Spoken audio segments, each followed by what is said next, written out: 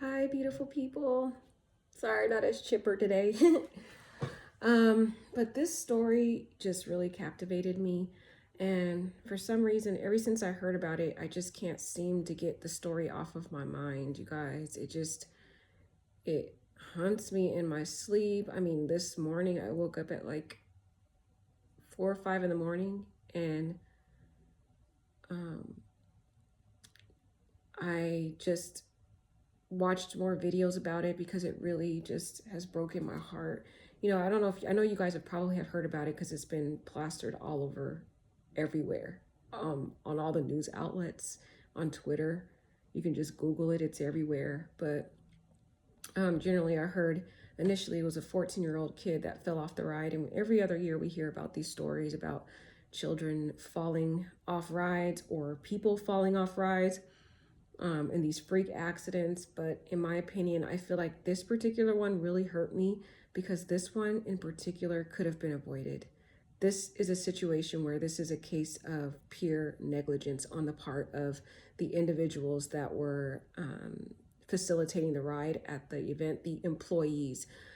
I think the issue that we deal with a lot at these theme parks is they're too cheap to hire actual professionals to administer these rides. They just hire kids. A lot of times these are immature kids that are facilitating these rides. They're young in their 20s, barely in school. I mean, and they're facilitating these rides and, checking on the safety of these rides. And I feel like that's just pure negligence on the part of these theme parks because even though they have safety measures in place, I think these rides require more professionalism, more training in terms of safety, and making sure and emphasizing the importance of following all of the size and height guidelines, because this particular case, in my opinion, could have been avoided. It should not have happened. So basically, it's a 14-year-old boy. He's a very big boy. He's about 6'5". He weighs 340 pounds. He is a 14-year-old boy from St. Louis, Missouri. He plays football, and his aspiration was to eventually play pro football. So he had been training for football since his youth, and he was in 8th grade, and he was on his way to being able to play for football in high school. So he's still a very young kid. He's enjoying his spring break like every other kid, and that's what makes it so sad is that he went to Orlando, Florida, with some of his friends. He was traveling with friends' family when the incident occurred. So he was with a friend's family when he left, and he was going to Orlando, Florida, just to enjoy his break, his spring break. And he went to a theme park like any other child with his friends to enjoy having fun, during a spring break. Never in your million years, especially as a kid, do you imagine going to spring break to have fun, to enjoy your break from school, not knowing and foreshadowing that you're going to lose your life in a most tragic, terrifying way. Very terrifying way. And then thinking about it on the parent side, that, you when you let your children go with parents' friends, you leave them in the trust and the care of that friend or that person that you let your child go with, not imagining in a million years that your kid's never going to come home. So that's the other side of it. But basically, he goes to Florida to go to, hang out with his friends and family in Florida, and they go to this theme park. And there's this new ride that is one of the tallest rides, I believe, in the United States. It goes all the way in the air. I'm pretty sure you guys have heard about this story, so I'm probably reiterating what you already know because it's been everywhere. Let's see if I can. It's called the Orlando Freefall Ride. It was relatively new. It had just opened December 2021, so it hadn't been open for no more than about 2 or 3 months. Having only opened to the public in December 2021, as I said, it's an icon park in Orlando, Florida. They describe the ride as the world's tallest freestanding drop tower at 430 feet, permitting 30 passengers. The ride slowly ascends before tilting the seat riders outward to begin to descend at speeds of 75 miles per hour. It is extremely terrifying. So basically, he goes to this theme park, and during the day, he tries to get on many rides, and The other individuals, the employees that were working at the other rides, were responsible in heeding to the heeding to the particular size and height requirements. If you guys are familiar with going to theme parks, you know that outside of every ride there is a height and weight guidelines. And I mean, we all know every time we go there, we check our height, we check our weight, and we see if we qualify under those particular guidelines. And the employees that facilitate those rides or administrate the rides are supposed to, administer those rides, are supposed to also ensure that the people who are riding on these rides also comply with the height and the weight requirements. And why is that so important and imperative? Because these rides were designed particularly for certain heights and certain weight requirements. And if those height and weight requirements are not complied with, it can lead to deadly consequences, as it did in this case, because when these rides are tested and they're created, they do many tests on them, and that's why they come up with the particular height and weight requirements, because they know within those parameters, those are the safety measures that ensure safety. So that was the one thing that these particular employees, I'll talk about a little later, they failed at doing when he went to the final ride. But throughout the whole day, he went to all these different rides, and he was told by the different employees that, hey, you do not meet the height and weight requirements, as they should. Those particular employees were following and complying with the safety measures in place for those rides. However, when he gets to this particular Orlando Freefall Ride, there were irresponsible, immature, and poorly trained employees that were facilitating this ride. And why do I say that? Because you can see on the video, there's a video of them talking to some of the other individuals or participants on the ride, and they're joking around and they're having fun, and they didn't seem as though they were being professional. They were having fun and joking and playing around as an immature childlike person would do, instead of going around checking each seat to make sure that they're safe. And that's the job that they're supposed to do. But instead of doing that, they're talking, joking, laughing, and having fun with some of the participants before the ride actually begins.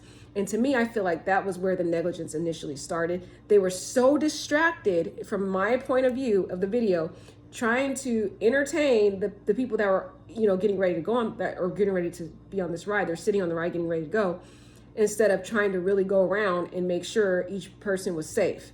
And that's where they failed. The first part they failed is they were trying to be nice and be the cool employees instead of trying to ensure safety. When the poor boy, his name is Tyree Sampson, came to this final ride, the free fall, they should have checked the height and the weight requirements and said, you do not comply, because that is one of the safety measures in place, as I said. And however, they just carelessly tried to be the cool employees instead of the responsible employees, and said, oh, just get on. They didn't check to see if he was too tall. They didn't check to see if his weight was in compliance with this particular ride. They just wanted to be cool and said, oh, hey, go on to this ride.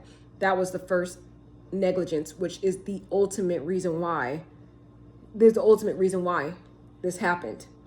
And then the second thing is they never checked to see if he was fully secured. Now, what I think happened is, yes, when they pulled the harness down on Tyree Sampson, it did click into place. And from what I see, it did lock into place, but it didn't secure him in fully. The light went on. That was where the faulty part of the manufacturer of that particular ride is. It clicks in, right? And there's a green light that comes on saying, hey, this person's secure. But because this boy did not comply with height and weight requirements, he was too tall and he weighed too much to be on this particular ride, he wasn't fully secured in the ride, based on the video that I seen. Okay? Based on that, from what I seen, he did not appear to be fully secured. You can see that the harness was a little higher up than all the other individuals that were on the ride. It was higher up, so it didn't fully lock him in. And he probably when they locked it in, it didn't go fully in, locked into him. So when I say that, it didn't fully latch him in. So he basically could easily slip out from the bottom of the harness. It just was kind of as the harness was just sitting there, and as soon as the thing shot up, he slipped from under the harness, like kind of slipped out of it. And if there's a video actually on Twitter of it, which is disturbing. Oh my God, I don't really recommend you guys watch it because it is extremely disturbing. You can actually hear his body fall to the ground, and it is the most traumatic sound that you do not want to hear. So I don't recommend watching the video, but from the video, you can tell that he slipped from underneath the harness. So he was not fully secure in that harness. And so number one, the employees did not check the height and weight requirements. That's why this happened. Two, the manufacturers who created this ride were poorly created it. One, they should have had a waist belt, because even if he wasn't secure in the harness, if they failed as they did to meet the weight and height requirements as they should have done, and should have initially told him he couldn't be on the ride. That's what they should have done. But if they had even failed that, which they did, and he still got on the ride, he would have had a chance of making it out if they had the waist belt as well as the harness, because the harness did not secure him in at all, and he didn't have a waist belt.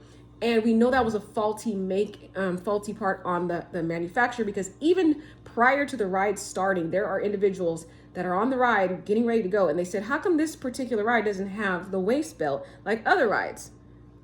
People already knew there was something faulty with that particular ride. This manufacturer messed up. They should have had the waist belt like typical rides like this, and the harness, but they wanted to be the modern cool manufacturer and make this cool just harness that comes over you. That's where they messed up. So I believe that the manufacturer and the particular theme park are liable. They are liable for what happened to this boy, because their employee was negligent in not complying with the weight and height requirements, and the manufacturer was negligent in making a faulty machine. Both of them should be sued, and both of them should pay for this devastating situation. So anyways, as I said, the employees, they let this kid on because they're trying to be cool. They're not following the height and weight requirements. They're not following any other training.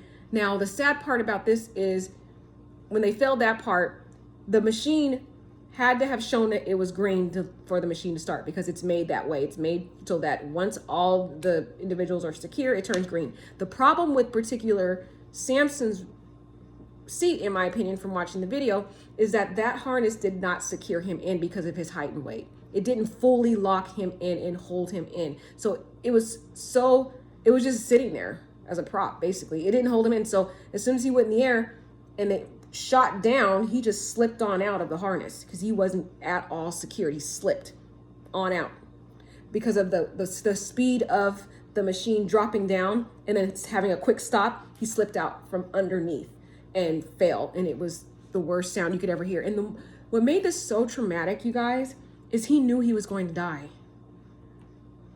So it's sad. You watch the video and he's looking very terrified already. He's looking at the other people who are having fun, talking to the employees. The employees are supposed to be going around checking for everybody's seat, but instead of that, they're sitting there laughing and talking to individuals waiting for the ride to start.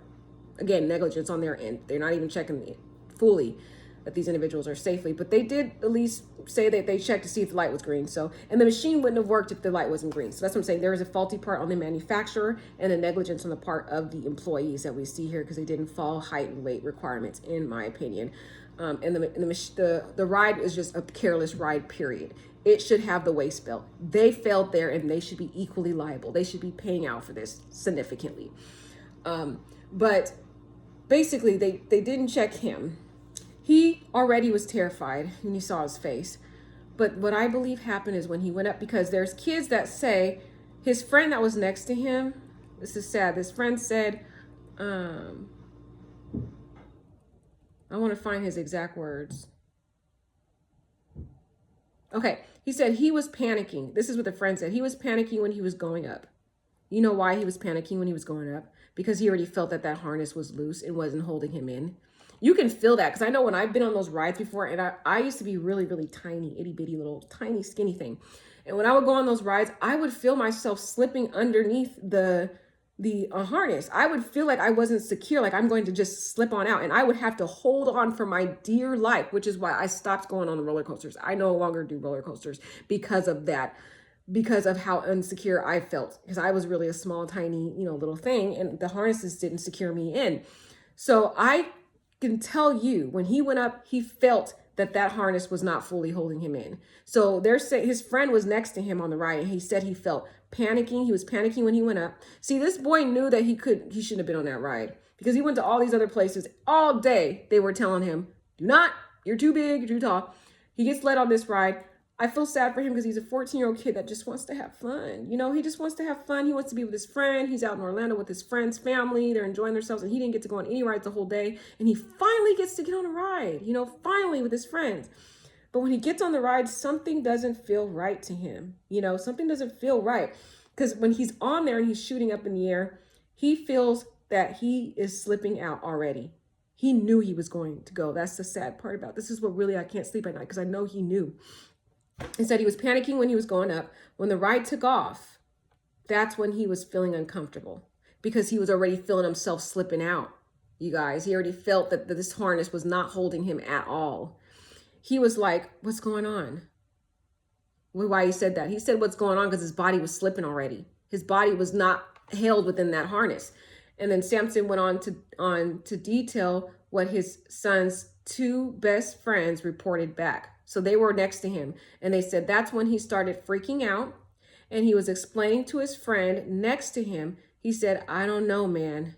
If I don't make it down, please tell my mom and daddy I love them. Those words right there, guys, just traumatized me. And I have been thinking about this case all day and night, last night. It's so sad because he knew, guys, he knew something was wrong, because he knew that harness was not holding him in, and he knew that he was going to fall out. That's how sad this is, to know what he was feeling. And he's a 14-year-old kid, you guys. Even though he's a big kid, he's still a child, and to think you go to the spring break to have fun with your friends, you travel to a whole new state to have fun at a theme park, and you're constantly rejected the entire day, so you don't get to go on any rides with your friend as a 14-year-old kid all day, to finally get on a ride, and now you're going in the air, and you know in your heart that you're not secure on that harness, and you know that you are going to go. You're gonna be gone. This story, guys, it has traumatized me. And the dad said for him to say something like that, he must have felt something. That just crushed my heart, guys. I have been so sad. I don't know if you guys know anything about this case, but it's sad. So it just said the 14-year-old boy plummeted to his death Thursday at Orlando amusement park after he started freaking out. And that was this past Thursday. And this past Thursday, that was what, you guys? That was the 24th. So that happened March 24th. Tyree Sampson was visiting Icon Park in Orlando, Florida, on a trip away from his home in St. Louis, Missouri. He's 6'5", 340 pounds, football player, was traveling with a friend's family when the incident occurred. And it's sad because people videotaped it. They videotaped the fall. You can hear the traumatic sound of his body falling. And I can feel that he was really terrified. And it's sad that he knew it. He knew it. When he went in that air, he felt that he was going to fall out because he wasn't secure. And that's what hurts, is that he knew he couldn't fit in there because they didn't put him in. The machine wasn't made for his size, because these machines are designed, you guys, they are designed for particular heights and particular weights. So if you don't comply within those constraints, because they've done tests, thousands and thousands and thousands of tests before these rides are released, then these type of consequences are what happens. And the reason why I want to share this with you guys is because I want to heed a warning to all of us.